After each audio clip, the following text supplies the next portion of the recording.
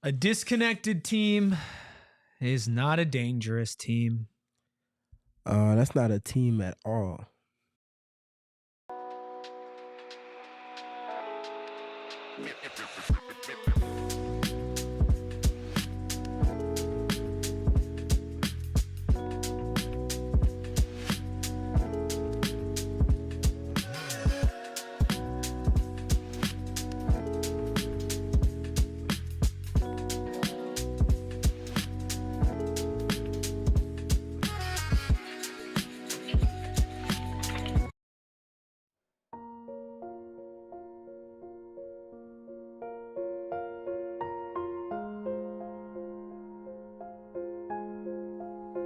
Well, we suck. New year, same Suns, but we still welcome you in to the PHNX Suns post-game show presented by Bet365. Download the Bet365 app. Use code PHNX365 when you sign up and find out why, whatever the moment in basketball purgatory, it's never ordinary. Over at Bet365, I'm Eric. That's Steven. That's Gerald. Espo under the weather tonight, and I'm a little bit envious of him because he does not have to talk about a Phoenix Suns 126-108 loss to the Indiana Pacers. Gerald, I'm angry and mad and apathetic and sad, all rolled into one pathetic Phoenix Suns fan. Yeah, I mean, it's kind of a reflection of where the team is at right now. And I'll be honest with you, I didn't have high expectations for tonight. And that kind of speaks to the fact that after the first quarter, when they were down by 1, I was like, oh, they're only down by 1. Like, right. That's where we're at right now, expectation-wise, with that team. And that's not what it's supposed to be with this team. And the thing is, like, you can point to the center spot. You can point to the lack of size. You can point to the system and taking more threes and all these different reasons or things that the Suns need to fix. But to be honest with you, to me, at this point, it feels deeper than that. It feels like this team is disjointed. It feels like there's a disconnect between the players themselves, between the players and the coach. Like, I genuinely don't, like, you could pin the blame wherever you want at this point. It's everywhere throughout this roster. This group plays like they don't believe that they're going to win, like they don't trust in what they're doing out there. And I genuinely don't know how to fix it. This is not me reporting. This is just my opinion. But you look at this team right now, and there's just the same lack of belief and passion and enthusiasm that a lot of Suns fans are feeling watching this team. And that's alarming to me because this is the third coach that you've brought in. You did change up the roster. And I'm not even trying to pin it on the people that have still been there, but whether it's going 0 for 2 on your last coaching hires or something deeper than that, like, this group just doesn't believe. They don't play like a winning team. And it's starting to show in their effort and then their play and in what we're watching on a night-to-night basis. I mean, I couldn't agree more. I wrote about it earlier today, and I stand on it. You can talk about external moves. All of that is cute. It might help, but nothing is going to be more impactful than this team figuring it out from within first. Whatever is going to spark this team has to come from within, whether it comes from the role player stepping up, whether it comes from the star player stepping up, whether it comes from the coaching staff being better at their job. Honestly, it feels like all three of those boxes thoroughly need to be checked off. And it feels like one of those three has been doing as much of its job as it possibly can, but it will never have enough impact to trump the other two that preceded in terms of the team's pecking order, and that's the reserves. Yeah. The reserves brought it yet again. How many times have we said that this season? That group from start to the season, maybe a 1.5 week spell, but excluding that, maybe 4 games or so, the reserves have been punching well above the Dean weight class that you would have expected when previewing this team coming into the season. The other 2/3 of that trio of things, dynamic-wise, that I spoke to, the coaching staff and the big three, have not been checking off their boxes respectively. And you both said, like, that fix has to come internally. As much as we can all salivate for trades, which I'm still waiting for, I don't think this team can hit their ceiling without a trade, but I don't even think a trade can get them to their ceiling if, like you said, Gerald, they don't figure out what's inside. We know what has to happen. they have to know what has to happen. Like, they are human beings with eyes. They are living in this. They're in that locker room. You see the effort on the court late in the game. Pascal Siakam taking a fadeaway mid-range shot. Bradley Beal, Kevin Durant, and I think one other player just standing around the rim, sitting there, watching the ball bounce. Siakam takes the fadeaway, backs up, realizes nobody's boxing him out, runs right back and gets the offensive rebound and lays it in. And that's the epitome of who this team is, and they watch the tape. They know who they are. So the question is, and it's one that we've been asking, is that internal fix that they so desperately need even there to tap into, Gerald? Yeah, I genuinely don't know. And I don't think so. Give me the answers, I Gerald. don't think so, because I feel like we would have seen it at some point by now. This is a team that's lost, 16 of their last 22 games now. We would have seen a regrouping of some sort. We would have seen just some change. Like, we saw a change in effort on Christmas and it got them a win. And we've seen a change in effort a little bit in the games after. And then it just went right back to losing habits. And tonight you saw that third quarter, you saw that fourth quarter, you saw that play that you talked about where Pascal Siakam's just cutting through 4 Suns, standing around watching the ball. That type of effort speaks to a lack of trust in what you're doing and lack of belief in the players around you, in the coach, and all of it. And I don't know where to place the blame for that or how to fix it. I think at this point you have to make some sort of move, even if it's not for a Jimmy Butler like everyone wants. You have to make some sort of change up to change the chemistry, because right now it's just not working with what you have. And I don't think the internal fix is there. And Steven, even though it's not working with what you have as far as what's on the court, another factor layered in all of this is that this team is still ravaged by injuries or suspensions or illnesses. It just feels like even though they have this like baseline, they need to be better and more cohesive and act like they care and play with chemistry, they're also continuously missing different bits and pieces, which is taking away the ability to build that chemistry. And I feel like just adding on another layer, another roadblock for them to go through to even get to the point where we're expecting them to win games. Screw competing for a championship. Screw making the playoffs at this point. The Phoenix Suns are playing the Phoenix Suns every single night, and until they can figure out a way to beat that opponent, I'm not going to pick them to win a singular basketball game. I mean, you're not wrong in that, and I can't even be mad at you or, have a rebuttal for that, honestly. But to your point about the injuries, this team was still constructed to be able to win games off of talent. Mm-hmm. So if you have the cream of the crop of your talent, you have your best 3 scorers, you have your best 4 scorers, including Grayson Allen, albeit him coming off of another injury, he was available tonight. You have your 4 best scorers. Other teams in the league don't have this excuse. No, the Grizzlies were down 9 players. They're bringing it up in the chat. Orlando's missing all of their star players as well. Oklahoma City spent the better half of the season without a center in their rotation. Right, and then as soon as they got back, you saw the foundation they built where they played without that center, and then getting that player back unlocked them. And those are just a couple of examples what I'm getting into, my overarching point. The culture piece is not there. You can't get an identity for a team without having a culture.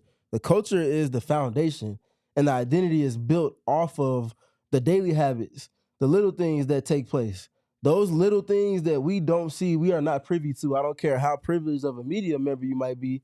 You just won't be privy to these behind closed doors instances, the interplayer connections, the things going on at practice before media is allowed to actually watch or participate in any capacity. There are just things that are going on behind closed doors that are not happening right now. And you can't tell, they can say I'm not there, but what we're seeing is a product of a team that's not connected, which is what we left off our last podcast speaking to. And Gerald, we've seen it with the Phoenix Suns. I know everybody likes to go back to 2021, right? And the high that you get off of that. But even the season sandwiching that as well. You saw a team that you could tell enjoyed playing basketball together. And then as soon as that went off the rails with DeAndre Ayton and company, it was very clearly put out there that that's not this team anymore. When he talks about building that culture, and that's kind of what's wrong here, in your opinion, in general, in basketball, whose job is it to establish and maintain a winning culture? it comes down to your leaders, and that includes the front office, it includes your coach, and it includes your 3 best players, your highest paid players. And I think that the problem with this particular Suns team runs deeper than that. I think everyone involved right now is at fault in some way, shape, or form. I don't think anyone is able to get off the hook for what we're seeing with this group right now. And that's the problem for me. Like, people are going to try to pin it on KD alone. I don't think that's fair in terms of the vibes or whatever leadership. They're going to try to pin it on Book not being good enough. I don't think that's fair. They're going to pin it on Beal being injured. And I think it's all of it. It's all of the above. And it's every single person on this roster right now. And that's the frustrating thing, is I don't know how you fix that, because it is a collective problem right now that goes deeper than 1 or 2 or even 3 players on this team. I think injuries have obviously robbed them of a chance to build some momentum, because it's, the big three's only played, I think this was their 12th or 13th game together this season. And 2 or 3 of those were in games where one of those guys went down with an injury in that game. Yep. So that's frustrating. But at the same time, like, we've seen enough from this group where they've had 2 of the big 3 available, where they've had enough players available to win, where they've had enough to compete, and they just haven't done it. So for me, this problem extends so much deeper than just KD's leadership, or Book's regression, or Beal's bad shooting nights and injuries. Like, it's all of it. Yeah. I mean, for me, it comes down to winning teams figure out a way to win. It's not always going to be the exact same way, copy and paste from the game that you won prior. It's going to look a lot different oftentimes. But just figuring out the riddle that is winning a singular NBA basketball game, and then repeating that process in a way that's respective to the next game, to the next opponent. Just figuring it out. Winning teams figure out how to win, and losing teams flip that. Yeah, and the Phoenix Suns are a losing team. And this crop of players right now, to your point and to Gerald's early point, is just not the group. It's not the group for this team to make it happen. No. So to both of the points that you all made earlier in the podcast already too, they need to shuffle the cards in the deck. Well, we've said what we feel. Let's get into some super chats and some comments. Espo, who's unable to join us tonight due to sickness, he said, no excuses tonight. All of this isn't on Beal either. It's on everyone. When you don't do the little things, you won't win regardless of the roster. Yep. And that's the thing, where when you look at the all-time great teams with all of their talent, the ones that work, the ones that win championships, you look back like, man, they didn't take anything for granted. Those Spurs teams, they did all the little things right and had the star talent on top of it. But when you look at other big threes and teams that have traded for good players, Gerald, if they don't win on those little small margins, the effort, the little things, the intangibles, those are the ones that you end up looking back on and say, oh, no, that was not the right move for your franchise. Yeah, absolutely. And Beal is very much in that place, right? I mean, 3 for 12 tonight is just, that's not going to cut it. No. It's not going to cut it. And for me, the defense in the third quarter was the biggest thing. Like, you can't give up a 40-point third quarter after you held them to 56 in the first half. Yeah. But there's just, I don't even know how to tackle this. Again, there's so many problems with this team, and they just seem to compound each other, and they seem to snowball and build off of each other in ways that I haven't seen in a Suns team in a long time. Like, I know last year was rough, but this feels even worse in terms of the way that these mistakes continue to mesh and make a really bad product on both ends of the floor. Yeah. Well, let's hear what you guys have to say. Again, if you want to send in a super chat, any amount, we will read it live on air. First one from Makai. Makai says, no way the Suns win 40 games and make it to the playoffs, ... KD, my favorite player, but his help defense hasn't looked good for a while. His help defense hasn't looked good for a while. What's the fix? Steven, what's the fix for Kevin Durant's help defense? Well, the first help in any semblance of help is for you to not be in a position to have to help. Right. That means that you're keeping the person with the ball in front of you to where the person that's around you doesn't feel like they need to help you because you're steering that wheel the way you need to. The training driver doesn't need to use the emergency brake or the assistant steering wheel if the person driving is doing their job. Right. So if you keep people out of having to help so often, it's not going to be programmed and almost scripted that, okay, I know he's going to get beat off the dribble, so let me go ahead and start to try to cheat the process, and now you're overreacting to the ball, and now that's leading to another leak, and that's just a microcosm of the issues we've been seeing with this Suns team on defense. After the Grizzlies lost their last loss here at home, KD had said something to the effect of, like, I need to be better, I need to be more active with my secondary rim protection and rotating over and challenging shots, but I genuinely don't think that's really fair. I think he put up a superhuman effort in those first 9, 10, 11 games when the team was winning on the defensive end. And then I think he got hurt. And then I think he came back and the defense looked very different from the one that he left. And guys are getting beat left and right. He can only do so much on that front. He had one block of that capacity tonight where he came over and made a good play.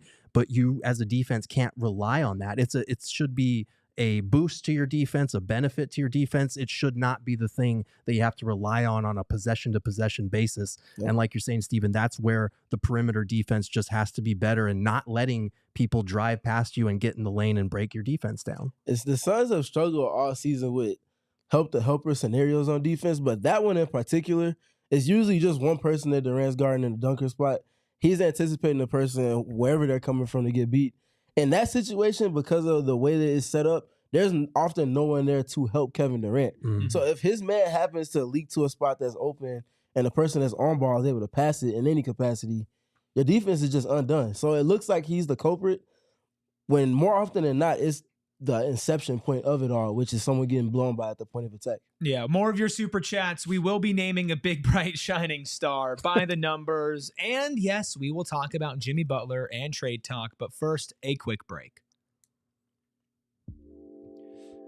Are you tired of many things? Like, yes, the Phoenix Suns playing basketball, but are you also tired of your phone bill draining your bank account? Do you wish you could use that money for something more fun and exciting, like anything besides watching Phoenix Suns basketball? Well, Verizon feels your pain, and for a limited time, new customers can get up to $800 in prepaid MasterCards to pay off your current smartphone loan when you switch. That's right, $800. Gerald, what would you do if I handed you $800 right now?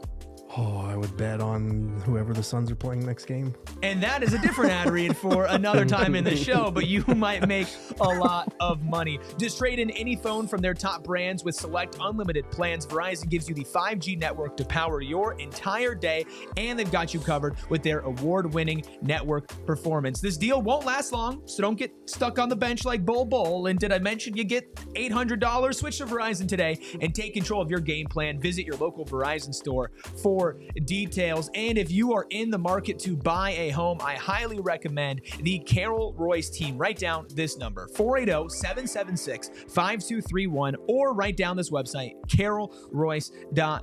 Realtor.com. Listen, guys, Carol Royce has been family owned and operated in the Valley for so long that they know the market better than anybody. It's not some national brand that's going to send somebody out here that doesn't understand the state of Arizona. No, Carol knows it, and you can rest easy as a buyer knowing you're not just making the right choice, you're making the guaranteed choice. Love your home, or Carol will buy it back, and that is a written guarantee. And if you're looking to buy your dream home, you've probably been looking on Zillow or Realtor.com.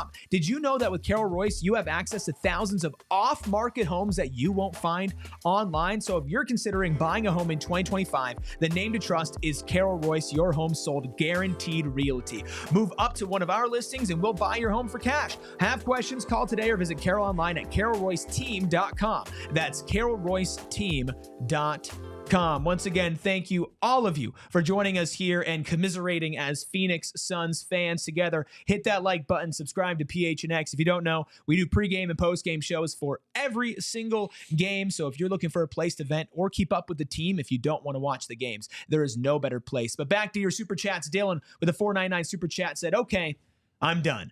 A supposed title contender under 500, no heart, Beal should go on vacation, and Durant equals turnover, and everyone else is poop. It's an eyesore. Yikes.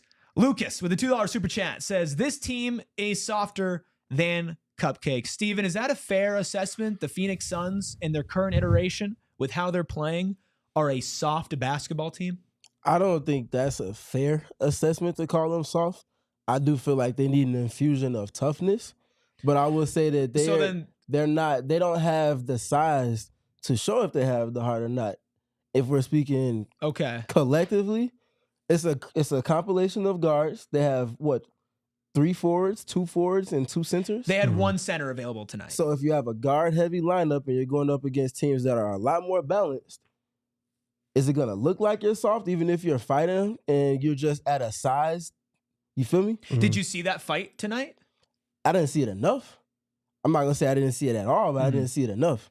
I'm just curious. I don't like that word. I don't like that word. That's my point. Yeah. I do think that when they get hit, they don't respond.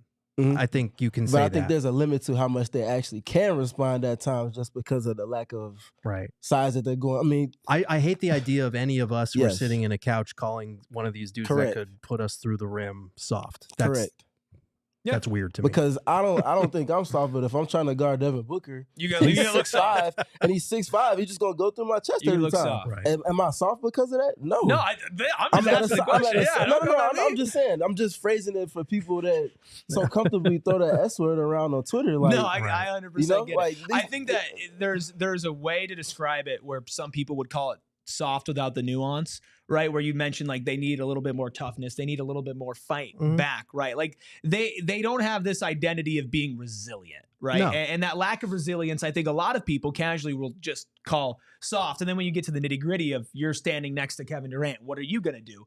You're gonna look soft, but it's different when you're talking about us versus professional basketball players. This is not me calling them soft, but I think that if you just put it out in blanket terms, a lot of people would say that. Now, what I will say, there are moments where not physically but mentally, it seems like at times they're soft, and that's in execution pieces and things like that. When you can't execute the thing that you saw that worked, or the things that you know coming into a game that you need to do to beat an opponent, and you're met with resistance from that opponent, and you can't go 10 toes down into that, you're 7 or 8 toes or 6 toes into it, that can be a method of softness, but I'm not just going to go out and say these individuals are soft. I'd say they are playing softer than teams in their position need to be playing, right? You're where you are, multiple games under 500. You have all 3 of your stars, your big 3 that you traded all your assets for. I get there are other injuries, and I understand all of that. But they have been playing with a lack of grit and a lack of toughness that they absolutely need right now. And that's an inherent flaw. My thing, so to bring it back again, I'm going to sound like a broken record, but the blue collar boys, there were only 2 individuals I started the season off with. The third wasn't included directly because I didn't feel like he was ever going to play, and Josh Okogie. But naturally, anybody that's watched the Suns the last 3 seasons since he's been here knows that he embodies every bit of what that phrase is. That's what, I don't know how much of a percentage of the actual players they have on the roster. That's not nearly enough to go up against teams that you're just severely outsized by. Yeah. Among athleticism and other things like that. So to my overarching point with that, if you don't have enough of those pieces to counterbalance the skill and finesse that you have, especially at the top end of your roster, you're going to be at a disadvantage. And teams know that coming in. That's why you see teams like we talked about pregame, the Indiana Pacers, coming in not just the first time, but now the second time, and demanded or really just dominating the offensive glass in a way that they've never really shown at any other point outside of maybe 2 anomalies over the course of their season.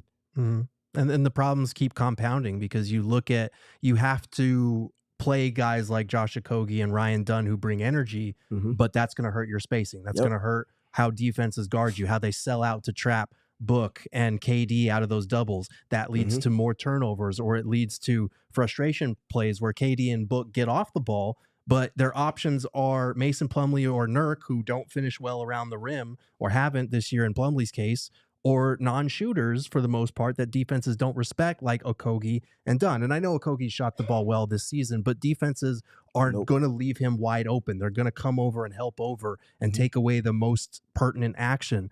And that hurts your spacing, and it leads to turnovers. It leads to bad defense in transition. It leads to the bad body language and the bad effort and the lack of belief.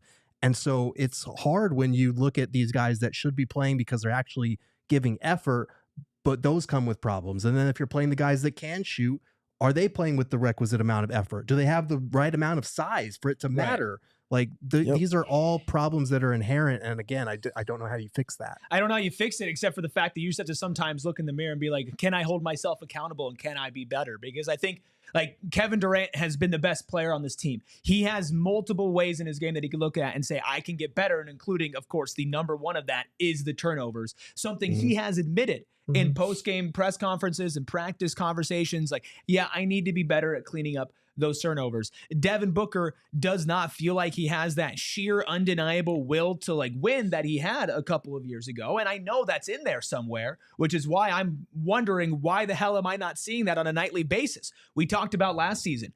Devin Booker against the Indiana Pacers came in and scored 62 points on the road. Right? Going into tonight, a lot of people felt like this would be one of Book's nights where he just kind of goes out there and he gets busy. He's back from injury. He had a couple extra days of rest in the new year. Like this would be the perfect time for Book to come out there. It doesn't feel like he's doing that same thing as far as every time he touches the ball, he feels like the most dangerous guy on the court. And I don't feel that way about him right now, and I know he can get there, and that's not okay. Bradley Beal ending up with 8 points tonight when he actually had a halfway decent start. As well, and then being not locked in on defense, being lazy at a certain point when it comes to not even going for a defensive rebound, which, yeah, the game is a double-digit game at that point, but you're still on the court. You still need to try. You still need to put that effort in. You can't just look at guys like Ryan Dunn, Royce O'Neal, Josh Okogie, and say that's where the effort and the energy comes from, because effort and energy are controllable parts to this game. Yeah. So if you're the best players on the court, you need to control everything to the best of your ability. And I don't think that big three is playing up to that standard that we need to hold them for. That's where the tone should be set. I don't think it's relevant to look at any other team constructs outside of big threes. And probably the best one to look at is the one that took place in Miami. You see what their shortcomings were, the inconsistencies that they saw in their first season. And they're pretty much the main reason why most analysts say when a big three team is built, they're not going to win in their first season. They have to figure things out. And you get to the second season, they make a lot of shifts in philosophy with Erik Spoelstra. He looks like a different coach, so you can just theoretically say they changed coaches because his entire baseline just completely shifted into that second season. Move Chris Bosh to the 5. You open up the floor a little bit more for your best players to do what they do best. But that started all with the best players taking accountability first, and everything else fell in line from there. D-Wade and LeBron James came out right after they lost that first series. Was it the Spurs the first year, or was it Dallas the first year? I think it was Dallas the first year. Lost to Dallas, and they said, that's on us. We got to be better. It's just stale face, no emotion, and they come out the next season, and they're setting a tone for the team from the starters, from training camp. Yeah. From the summer even before training camp starts. It's little things like that. If you're built like this, a lot of that equity that you're talking about from a starting standpoint has to come from the big three. It has to. And it can't just be Kevin Durant. Yep. To the point you just made.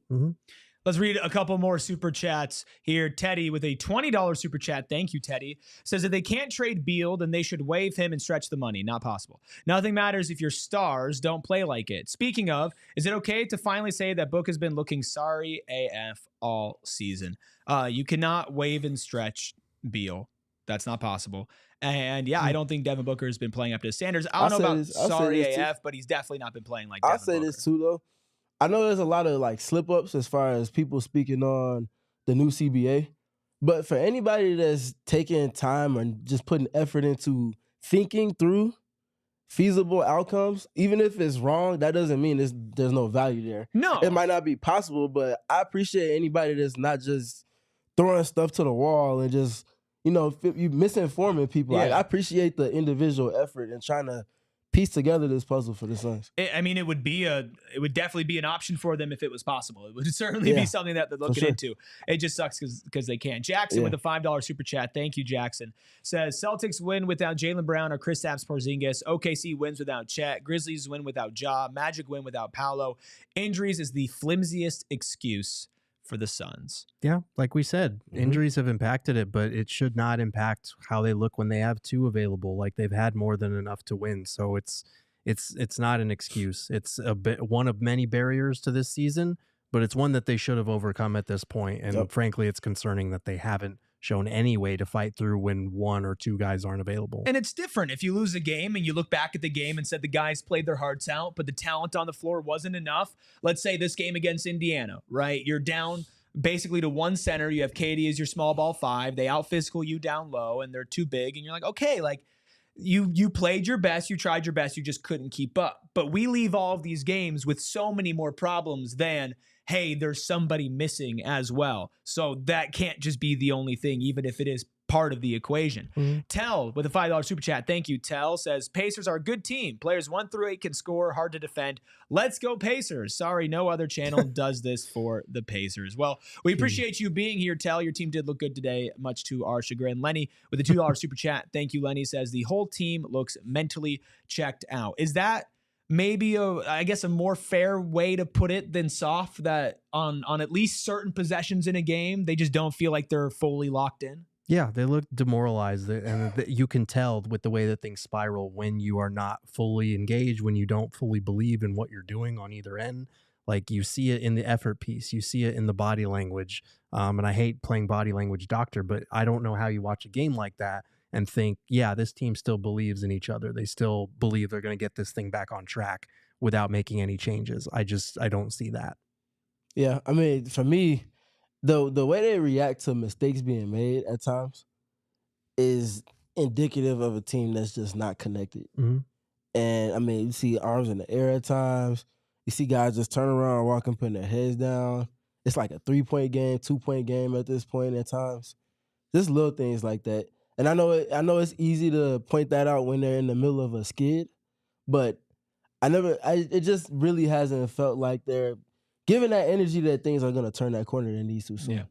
One more super chat before we go to break. Another one from Teddy, $4.99. Thank you, Teddy. Says the only way out is through, a.k.a. dumping Beal for whatever. We are going to talk about some Jimmy Butler, about some other trades. We saw it by the numbers, big, bright, shining star, and so many more of your super chats. All of you being fantastic with the super chats tonight.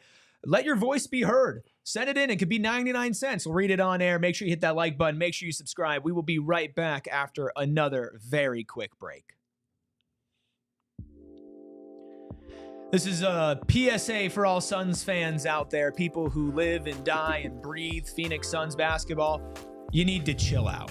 You need some positivity in your life, and the best way to find that is through our friends over at Colt Cannabis, which you can now find conveniently at all True Leave locations. Our friends are personal, my very personal friends. Colt Cannabis are at your local True Leave with a huge variety of premium flower and a True Leave exclusive magic marker. Everybody's been asking for it. It was out here in the office. They gave it out for free. We all tried it, and we said, where is more magic marker? We need it. You can visit trueleave.com to find this at a local shop near you, or place an order, and make sure you tell them that PHNX sent you. Plus, make sure you check out a new True Leave location opening in Maricopa on January 11th. One more time, trueleave.com to find your local shop or place an order online, and tell them PHNX Suns sent you. But if you just wear Suns gear, they'll know why you're there anyway. And of course, thank you to our friends over at Sanderson Ford. PHNX is proud to have Sanderson Ford as our official vehicle partner, and that's because they are built around a no hassle,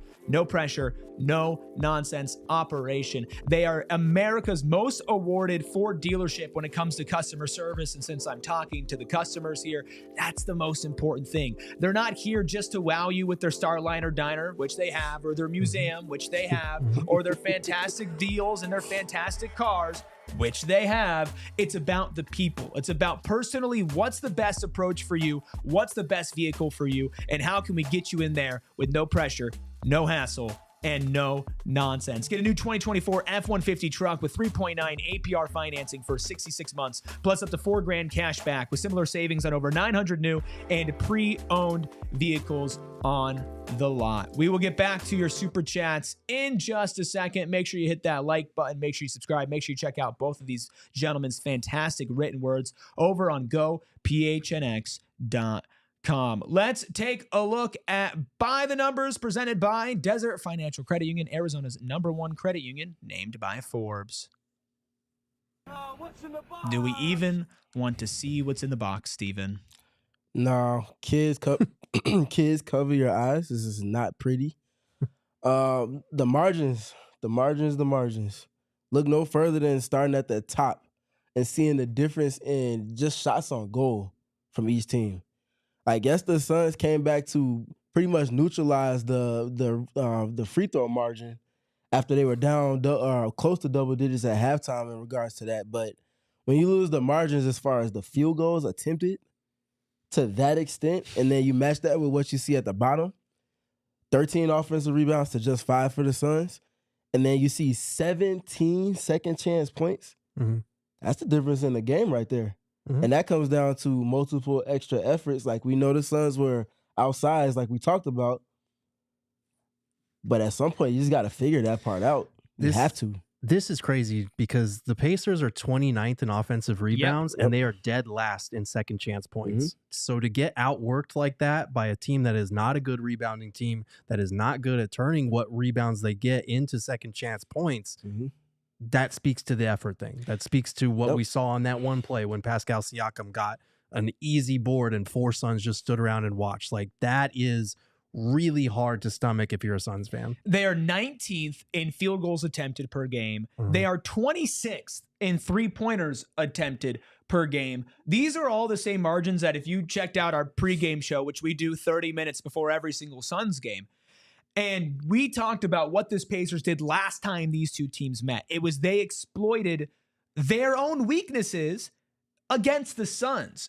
And you can put context into it, right? Yusuf Nurkic gone, Oso Ighodaro gone, Indiana's front court fully healthy, minus James Wiseman, who wasn't going to play anyway. But they still have those inherent flaws, right? They play other injured teams. They play other teams that are kind of small, and they still end up as one of the worst offensive rebounding and overall rebounding teams in the league. One of the lower end 3-point shooting teams in the league as well. And that comes down to pure want, pure desire, shooting more shots, attempting more threes, grabbing more offensive rebounds. Even for a team that statistically is not as good as those things as the Phoenix Suns, they make up for it in heart and effort. And that is the story for this team. I'm just looking it up while we're having this conversation. Indiana has 7 games where they've attempted 40 or more threes. 2 against the Suns. 2 of those 7 are against the Suns. Both of them obviously came in wins. The things that just, it's happened against other opponents this season. But we see them do something that they haven't shown to have been a strength of theirs across whatever percentage of the season the Suns were going up against them, and they have a great game and a respect of the game that's not deemed a strength of theirs in any capacity. Yeah, right now the Suns are a get-right opponent. Like, if you have an area of your game that you want to work on as an opponent, you can do it against the Suns because the pushback just isn't there right now. Like, you can't get outshot, out-attempted by 18 field goal attempts, by 10 threes, especially coming into a season where you talk about wanting to shoot more threes and expect any result other than this. That margin is as associated with our identity as anything, the generation of 3-point shots. Yeah. Because of the multiple ways in which they can go about doing so. And to have an opponent dictate to you to a double-digit extent, and that margin in particular, speaks more loudly than any of the other ones, because we knew there was going to be variance with this team. But one thing that shouldn't have variance is their ability to put the ball in the basket and do so in a variety of ways. Or at least attempt to. And when that's not clicking the way that it needs to the extent where an opponent is doing what you deem as maybe your chief dynamic that you bring to the table is better than you, and that's with all 4 of your top scorers. Yeah, and that's the thing, right? Come on, man. If you go into this game tonight, the Phoenix Suns down Yusuf Nurkic, down Oso Ighodaro, down Tyus Jones as well, down Royce O'Neal, right? So you're missing a lot of size and you're missing some of your offensive engine. You look at the big 3 and you say, how do we win this game? You look at them and you say, y'all need to go off. You all need to contribute on the offensive end. This Suns team needs to take 10 more 3-pointers than whoever they're playing, Pacers or anybody else. You need to scrap. Maybe you'll get out rebounded, right? Just because of pure size, right? Maybe you're not going to generate as many turnovers due to just pure size as well. But you do have a strength that you should be able to fully lean into that they are just not able to right now, or they're not willing to. no matter what, it's just not happening. And that is simply not okay. And I know all of you feel the same way. Let's get back to a couple more of your super chats before we do Big Bright Shining Star and eventually talk about the Jimmy Butler of it all. Teddy with a $4.99 super chat says, Katie needs to wear that dusty ass beanie on Kay Adams show again. Y'all couldn't lose when he had it on.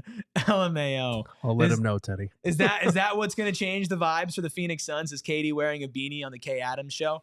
I guess at this point we're willing to try anything. Hoosman with a $5 super chat says, if home fans start to boo the Suns, does that officially call the season a failure? Would this cause Book and KD to pull away from Phoenix? Well, correct me if I'm wrong, gentlemen, but the Suns have already been booed at home this season, have they not? They have, not consistently, but yeah, there have been pockets where they played poorly and coming into a timeout, the boo birds have come out. But I think as this continues to progress, like they still got 2 games on this road trip before they head home for a 3-game homestand. Mm-hmm. If they haven't won by then, you're going to see some antsy fans waiting for that first opponent run to start showering them with boos. And I remember Grayson Allen's comments post-game after they were getting booed at one point last season and how surprised he was, but also how he wanted more from the fans. But no disrespect to Grayson, but I know he was new. He was kind of taking on something that preceded him past 2 seasons. Yeah. It was a culmination. It wasn't just that season, but you got to give him something to cheer about. It was a fair point back then. It's not anymore. Well, okay. It's not anymore. One of the first times I was on this show, I got a whole lot of guff for not being super out on Suns fans booing at home. And not in the fact that I think it's helpful, but it's also like when you're put in this situation as a fan where it's shoved in your face over and over again, everything that we've talked about, that the chat has sounded off about, whether it's on super chats or not, when you are forced to watch your favorite team do that, and you paid a large chunk of change to go watch them, I do think that as long as you're not being like disrespectful personally, you have every right to voice how you feel. And if a majority of fans feel like they should boo this team, it's up to this team to respond in a way to change that, not for the fans to change their behavior. Right. It starts with the team. I do think that situation is different from what we're seeing now because at least that team was winning. That was I'm talking about today. This team is different. This team is not winning. They've won 6 times in the last 22 tries. Like that is going to be met with an appropriate response if they play this way, continue to play this way at home. And it's on them to change that. It's entirely on them at that point. Yep. Mark R with a $5 super chat. Thank you, Mark. Says, I appreciate Ishbia trying to win with how bad the 22-23 season was going, but every time a new owner comes in and makes a splash, it ends up like this. Yeah, I think if you're looking at the Bradley Beal trade specifically, I'm not ready to go there with the Kevin Durant trade, but the Bradley Beal trade specifically, I do not blame people for saying they would go back in time and not make that deal, even with the other inherent problems, if you kept that current roster. Jackson with another $5 super chat. Thank you, Jackson. Says, bad D is kind of expected, but they can't even score. Probably because it takes them 18 seconds to get into their sets. That is a great point, Jackson. That's the best point of any super chat so far. No shade to anybody else. But, Steven, that is an infuriating theme with this team. When you talked about the hit that they were gonna take on without Tyus, that's a bit of it for sure. Credit the Indiana Pacers because I think it was either close to halftime or just after halftime, they started pressuring the Suns 3/4 of the court. And we saw Kevin Durant have issues bringing it up the court. We saw Bradley Beal having issues bringing it up the court. Same thing with Devin Booker at times. That's one of the team's flaws going back to last season. Teams figured out, oh, you know what? They're really good when they get into their sets and actions, but what if we shrink the amount of time that they're allowed to, and then we defend that initial action well? Now it's a hero ball shot or someone's getting a grenade, and the percentages of that going in, even if it is Durant, Booker, or Beal that's taking that shot with less than 4 seconds left, it's severely different than if they're taking that shot comfortably after they've flowed through multiple actions. And that contributes to the turnover thing with Durant, or to the missed shots with Book, or just to the lack of offensive flow and cohesion out there. Like that's where you kind of miss Tyus tonight, not just the turnovers, but in terms of Tyus is continually trying to push the ball down the court with his hit-ahead passes, pushing the tempo, trying to attack in semi-transition to get them into the offense earlier. When you have Beal or Booker or KD bringing the ball up, they're usually having to zigzag and get the ball across half court with 5-6 seconds off the clock already. So that's one area that helps on that front for sure when you have a point guard out there. Right, but even without the point guard, like you're absolutely right, and that elevates it. But even on a baseline level with 3 stars like that, or at least players who have played like stars before, and all of them do have a playmaking ability. Like, yes, Kevin Durant has a turnover problem. It's not from bad court vision and being a bad passer. Bradley Beal can be a good passer. And Devin Booker, we've seen be somebody who can average close to double-digit assists, in a game. And that's really impressive. And that's not an excuse to say you're missing Tyus Jones, and that's why you can't get into your actions. There's no excuse. That is, again, a hustle, an effort, a mentality thing of we need to get into kill mode and get into it right now. 3 more super chats before we hit a break and then name our big, bright, shining star and talk about Jimmy Butler. MMA Boss with a $4.99 super chat says, can you trade Beal for a lesser contract like someone who makes $25 million just to dump his salary? No, you can't. There's nobody in the league that has that much cap space to take on an extra $25 million because Beal's making around 50, so that wouldn't work, and the trade math just wouldn't work on that. So unfortunately, no. Good idea, though. We wish. Mr. Graham with the $5 super chat says, fun question, but maybe fun question, maybe. But what's a movie that's had a comparable star power and sucked as bad as this team has? Cats. Movie 43. Cats. Like, we're in some rough territory here right now. That's one that we maybe need to tackle on a daytime show. What movie is most like the Phoenix Suns? That'd be a good snake draft. Yeah. That's a good snake draft one for Bad sure. movies with great casts. Yeah. CQR with a $4.99 super chat says, Grayson needs to be traded ASAP. His shooting isn't outweighing his deficiency. Use this trade value to get a bigger wing or a center while you can. I want both of you to chew on that for a second. I want all of you to chew on that for a second. What do you think about that super chat? What do you think about the Phoenix Suns so far, and maybe Jimmy Butler fixing it all and being our savior? I'm going to read your responses and get these 2 thoughts right after our final break. Dear Lord, nothing is ever ordinary at the Phoenix Suns, except for the fact that it's always painful at this point. If you want to find a little extra joy, let me recommend our friends over at Bet365, because right now, new customers can use code PHNX365 when they sign up, deposit $10 and place a bet of $5 or more, and you get $150 in bonus bets that you could put straight up against the Suns for every single one of their games. And I'm sure eventually you might end up positive. I am not giving financial advice, but I am telling you that our friends over at Bet365 also have a basketball early payout offer. If you bet on your team and they go up by 20 points and you said, okay, they take the money line, Bet365 gives you the win. Plus, you can also double your winnings on parlays with Bet365's 100% parlay boost. All you have to do is download the app and use code PHNX365 when you sign up and place a bet of $5 or more, get 150 in bonus bets, and find out why, whatever the moment, it's never ordinary at Bet365. Reminder, you must be 21 plus and physically located in AZ. If you or someone you know has a gambling problem and wants help, call 1-800-NEXT-STEP, text NEXT-STEP to 53342, or visit problemgambling.az.gov. The vibes are bad for the Suns, and the vibes are never bad over at Gila River Resorts and Casinos, because quite frankly, nobody does it better. I can attest to that personally because I was at their Wild Horse Pass location earlier this week on January 1st as the Arizona State Sun Devils took on the Texas Longhorns in the Peach Bowl. A rough end of the game, but so many fans out there. We host so many events out there at Wild Horse Pass, but they're all across the valley. Lone Butte, Vequiva, Santan Mountain, and you can experience the best the valley has to offer with 4,500 slots and live table games, plus sports books, plus dining from upscale to approachable, poolside to room service to anything in between, a staycation or a night out with friends, whatever you need. Gila River Resorts and Casinos is here for you to figure that out. The only rule that you have to follow is you do you. At Gila River Resorts and Casinos, visit playatgila.com for more details. Do the Phoenix Suns need to trade Grayson Allen ASAP? Is his shooting no longer outweighing his other deficiencies? Boys, the floor is yours.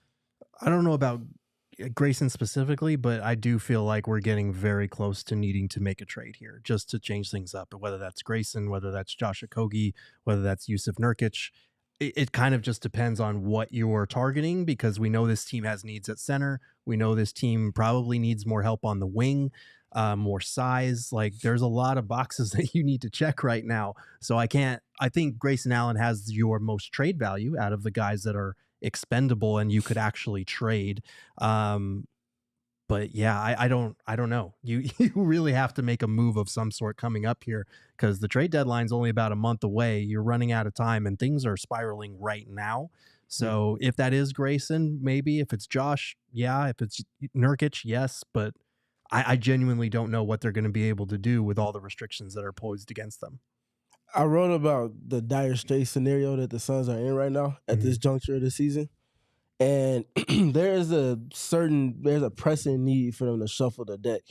They just need a new crop of guys that bring some different things, both skill-wise and intangible-wise, to this crop to hopefully shift things and to start getting back in alignment with that team that they paid for and desire for this team to be. So the issue with that, though, Grayson has been injured and hasn't been playing to the level that you hoped for this season. That means that his trade value that was once sky high, if you would have dealt him last season, is not what it was.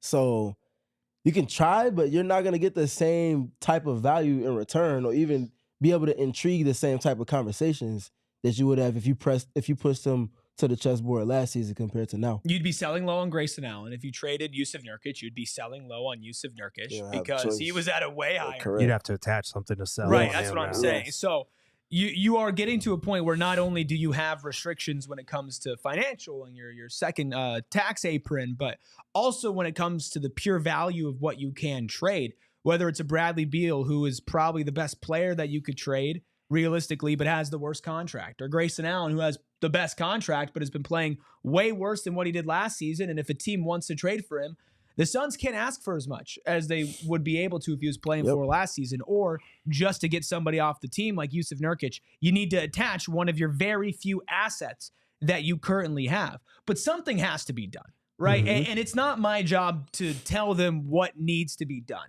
whether it's an internal fix, whether it's an external fix, whether it's trading for Jimmy Butler, whether it's trading for Nick Richards, whether it's trading for somebody that we don't even know is available right now and trading somebody we're not expecting for them to trade. Something has to be done, and it needs to be done now. You cannot just wait until the trade deadline gets closer and try to make a move then, because by that point, with the way this team is going, the trajectory they are on, spiraling downward, down the Western Conference, under 500, losers again and again and again, with a fan base ready to completely check out if they're not there already. This is not the time for an action. This is not the time to sit back and say, well, what are we going to get? Where are our cards? And maybe there's no trade out there and they're handcuffed, and then that's that. But they need to be ultra aggressive into making a move right now, a singular move, whatever it is. Something has to get done. And I do think Grayson is the most likely candidate because his value is not as high as it was last season, but he's still shooting 38% from three. Yeah. And a lot of teams would be able to look at his situation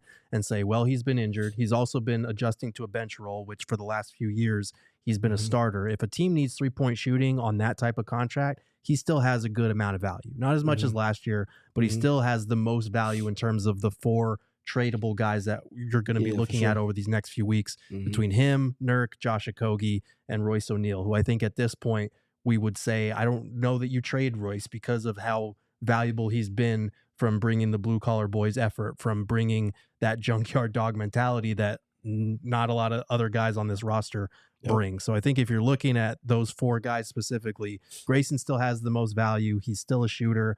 There are teams that could use the shooting. We've talked about Goga Bitadze over in Orlando. The Magic are the worst three-point shooting team in the league.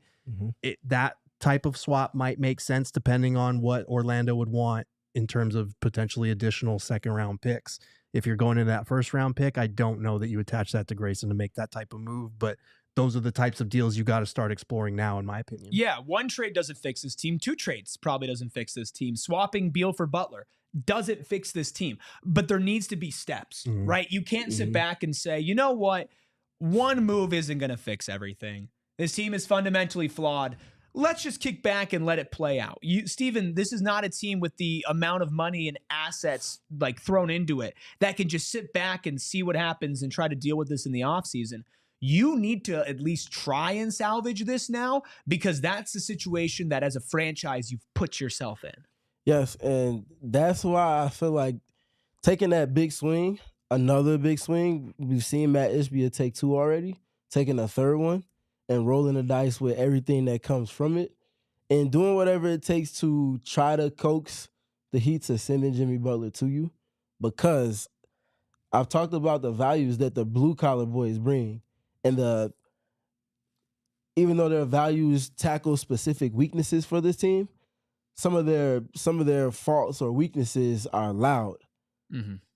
Do you guys know one thing that Jimmy Butler is? Mhm.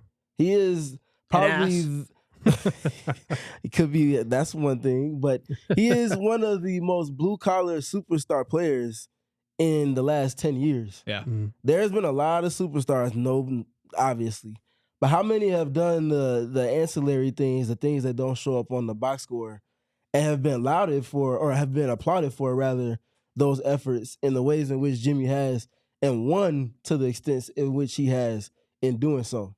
Mhm. I think it takes on a different hit when he's bringing that value and he's not the primary scorer or even the secondary scorer.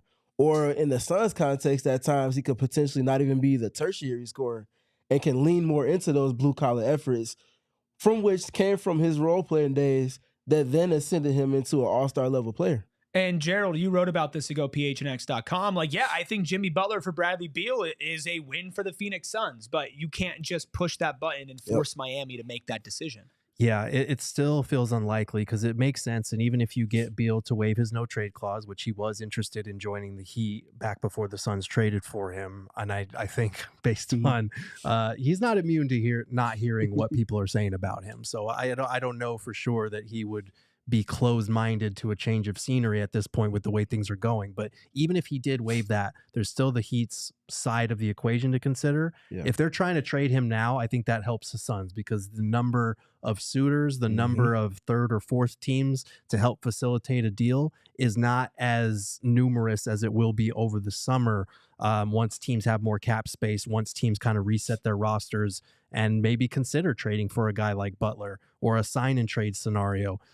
So I think if they're trying to get him out of there now before his 7-game suspension is up in Miami, that helps the Suns. I think you really don't want to see some surprise team like people were talking about the Grizzlies today. You don't want to see a team like that emerge from the woodwork to come in and make an offer for Butler because, let's be honest, that offer of Beal, and even if they throw in the 2031 first-round pick, that doesn't do as much for Miami. They might be better off just keeping Butler and try to keep him away from the team until the summer when they have more options at that point. So I wrote about all of this over at gophnx.com. There are a lot of stars that would have to align for the Suns to pull off a Jimmy Butler trade. It's not impossible, and I do think the fact that he wants to be here helps because he can angle behind the scenes and tell other suitors, like, I'm not going to re-sign with you if you trade for me, and that would help their leverage. Yep. But it's hard to see all of those things falling into place. And I know you asked about other players as well. I know we've been tapping the Jimmy Butler sign because it's loud, but another player that's kind of fallen to the wayside, and though he might not play to the extent that he did in his first stint with the Suns or with other teams that he's contended with, PJ Tucker is a name that I feel, if we're talking about needing a shift in culture and needing players that are going to uphold those principles, a player that's going to have the reach and respect to the players at the top of the roster, but also be able to identify with everybody in any role underneath those top 3 players. He's a player that checks off all of those boxes. Obviously, you have to wait and see what's going on with the Los Angeles Clippers regarding this situation. But if there's even a percentage of a possibility, bringing him back in for reasons that extend past just his ties to Devin Booker and Kevin Durant, but they can have an impact on this roster. I kind of liken it to what everything that Udonis Haslem was to the Miami Heat in all of those years. He might only play 15 minutes. He might play 7. He might not play at all. One thing that he's going to be able to do is hold everybody to account in a way that has not existed with this team pretty much since Chris Paul left, it seems. Right, and we've mentioned it over and over again. Talent's not the problem with the Phoenix Suns at all. And so if you're adding a player, I don't think you need to even look at necessarily somebody who would change things on the court. Well, that's nice. We mentioned they're not going to fix things if they trade for a rim running center like Nick Richards or if they swap Beal for Butler. There needs to be more. internally, and PJ Tucker is that kind of guy. It's just that's a tough situation to walk yourself into if you are even going to try to give up assets, if he's going to get bought out. Exactly. The Clippers situation where they are not going to do that anyway. It's tough, but also PJ Tucker has a connection to Mike Budenholzer as well. If you want some more Jimmy Butler talk, we have plenty of additional videos right here on PHNX Sports. Espo talked to Mark Stein about the difficulties that would lend for the Phoenix Suns to trade for Jimmy Butler, plus so much more in that conversation, about 15 minutes that you can check out right here on PHNX. I did a Southwest Bias, which is my own personal show that we do on this network, and I talked about how Jimmy Butler played the Phoenix Suns in all of this, and how the Phoenix Suns are coming out losers unless Jimmy ends up on this team. Of course, that all right here on PHNX Sports. If you are watching on TV, we appreciate you so much for tuning in to the PHNX Suns postgame show. Just remember, the party always continues over at gophnx.com, whether it's either of these two writing, whether it is Southwest Bias or PHNX Daily Newsletter that you can get on the website and delivered in your inbox, all of that over at gophnx.com.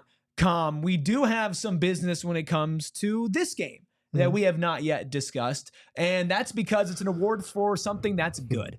And there was not a lot of good in this game, but we are about to give out our big, bright, shining star presented by Gila River Resorts and Casinos. You do you at Gila River Resorts and Casinos. Kevin Durant is the big, bright, shining star. How did you feel about KD's game tonight, Gerald? It was good. Obviously, you would like to see the 5 turnovers lower, but he was obviously the best player on the court for the Suns. I don't know, man. It's tough to give out a big, bright, I would have been fine saying nobody. I mean, honestly, 25, 7, and 7 on 9 of 14 shooting. I would have liked to see him get more shots, especially in that second half. I think he only took 5. He was 6 for 9 in the first half, only took 5 in the second half. But yeah, he was the big, bright, shiny star. He was the best player on the court for the Suns, but it's hard to care that much when you watch a game like that. Were there any other players tonight, Steven, that you looked at and said, you know what? Maybe if we weren't given a star, but we were given an X factor, I'd give it to that guy. Ryan Dunn and Josh Okogie. And that is why I asked you that question. I just wrote about them earlier today on gophnx.com. It's not going to be the most endearing thing to read in terms of assessing where this team is. It's kind of hard to find anything that people are going to really want to hear about at this moment in time. But identifying why the value that these two bring to the team can connect the dots for this team if they're able to add players of a similar ilk cut from that same blue-collar cloth. They can bring those values with less weaknesses. And I feel like with the way that Ryan Dunn is playing, there's no reason why he shouldn't be playing upwards of 20 minutes a game when this team is healthy. And you have to lean into the values that he's bringing to them. He hasn't missed a beat in rotation and help. He hasn't missed a beat in rotation or defending on the ball. Even if he does get beat, you have to beat him 2 times because he's always good with his secondary efforts. We call those multiple efforts. He never lacks in those. And people can pick up the baton off of that. To the same extent, Josh Okogie brings the same thing. Yeah, and if you look at Ryan Dunn tonight, 6 of 11 from the field, 1 of 4 from 3. He's still taking them, which is a good sign. You would like to see him hit more. But the moment he becomes afraid and doesn't shoot it, like we've seen somebody like J.O. get into that mode before. So much value is already lost just from the fact that you won't take that. 4 rebounds for him, 13 points. Played 30 minutes tonight. Here are the plus minuses of all the other 4 starters. Minus 22 for KD, minus 15 for Mason Plumlee, minus 21 for Bradley Beal, minus 16 for Devin Booker, minus 2 for Ryan Dunn. And I get that plus minus is not the end-all be-all as far as stats go, but I do feel like that tells a story, Gerald. It does, especially when you play 30 minutes. Like if he'd have come in there and played, 10, 15 minutes, it would have been easier to write off. But when you were out there for that amount of time and your plus minus is that drastically different from your other 4 starters, that tells you something. And so does the fact that Josh Okogie was a +2 in his 18 minutes and the fact that Monte Morris was a -1 in his 22 minutes. Like those are drastic differences from the other guys. And you can't say enough about what Dunn and Okogie and Monte Morris have brought in terms of energy and effort over these last couple weeks. The problem is that you're giving up a lot of size. You're giving up a lot of offense in some cases. They've got to find a way to merge those 2 problems at some point. And they've got to find a way for the other guys in the starting lineup to match that type of energy and intensity. If I could add one more thing real quick. No. Okay, my bad. Go ahead. You got it. No, please. With Josh Okogie coming into this game, I think he finished the game with 3 assists, if I'm not mistaken. Mhm. He was accountable for more points than what the assist number shows because the Suns obviously had to play a lot of small ball. He comes into the game as a player that the Pacers are going to ignore when he's spaced. So when he comes in his first shift, he's setting screens on ball time after time after time. And he's making the right read on a short roll with each and every time he touched the ball. Whether he's getting a direct assist or he's getting hockey assists or whatever the case may be, just being a positive hit to the offense and finding ways on the margins to be that to this team so that his impact on defense can have the hit that it needs. He just continues to figure it out. And I just, like, for role players, that's not easy. Like, you're only allotted X amount of minutes if you get in the game at all. And to come in and just figure out what you need to do to find staying power and have a positive impact, it has to be applauded. Well, here's the fun part. All 5 PHNX Suns shows next week are post games. That's right. The Suns are going to be playing 5 games starting on Monday. That is our next show where the Phoenix Suns will be taking on the Philadelphia 76ers. After that, Charlotte, Atlanta, Utah, and then you take on Charlotte again. That is a stretch where we would say it's a get right. Oh, it's not. It might be the opposite. It might be the breaking point. It might be the breaking point. And if they do break, or if somehow, some way they pull it back and they rope us back in one more time, we're going to be there every single step of the way. Make sure you hit that subscribe button. Make sure you hit that notifications button as well. If you want other coverage, ASU, Wildcats, Cardinals, our Diamondbacks coverage is going to become revamped very soon. You can check all of that out right here on PHNX Sports. Once again, subscribe button, hit that like button as well. If you're listening on audio, we appreciate all of you listening on audio right now. We know you're just as sad as everybody in the chat right now, but please rate us 5 stars if you are feeling so kind and let us know what's still giving you hope, if anything. In this Phoenix Suns season, you can follow the show at PHNX_Suns. Shout out Noah behind the Mac producing. You can follow Gerald at Gerald Bourguet. You can follow Steven at StevenPG3. You can follow myself at ERIKRUBY. Black Mason at the buzzer with a $5 super chat says, at this point, I'd sign Dwight Howard if he kept his hands and eyes to himself. But what's our record going to be for the next 3 games? I'm going to ignore the first part and go to the second part. Next 3 games, Philadelphia, Charlotte, Atlanta. You need to win 2 out of those 3. Nah, you need all 3. I need just a win at this point. Doesn't matter. They're going 1 and 2. Also, thank you. Somebody else sent us a super chat, but with no text. TNECM63 with the $5 super chat. Thank you. Appreciate all of you being in here. We will be back on Monday. And until then, anybody want to take us away? Anybody feeling funny? Yes? No? I got the same thing I've been saying. Which is go touch some grass, enjoy your Saturday night, and we'll try again on Monday. Yes. And enjoy basketball. Enjoy basketball. We all silly like the mayor.